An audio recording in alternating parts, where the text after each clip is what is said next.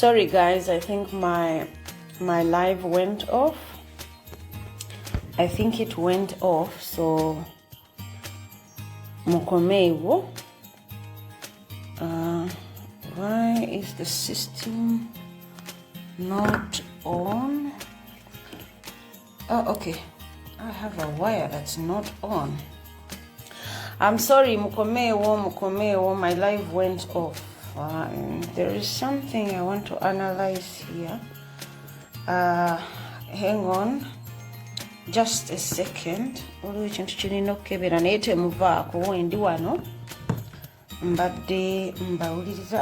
need to connect something here.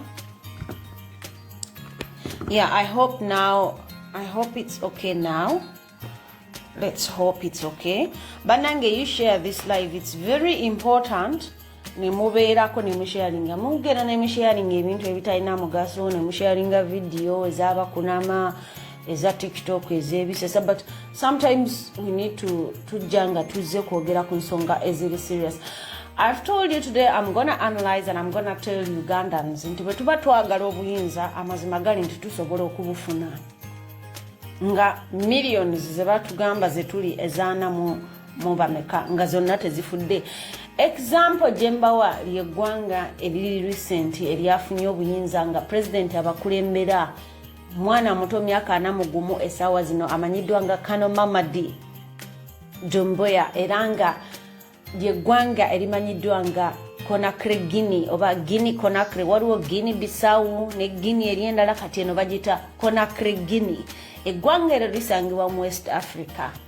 Omuvubuka omuto esawa zino emyaka 4 tekyamutwalidde yadde omwezi wamu ne banne nga bwe babadde okujjako namukadde ow'emyaka 83 Alpha Konde abadde abafuukidde obuzibu. Ntutto obudde nenkola research wange ku Mamady Doumbouya era nga ye president ze gwenzikiriza kati ye president wa Guinea Conakry wadde nga European Union omukago gwa Africa baganye omukiriza. Naye njagala okubaza president wa Liberia George Weah welcome because George Weah, you know, is a generational leader.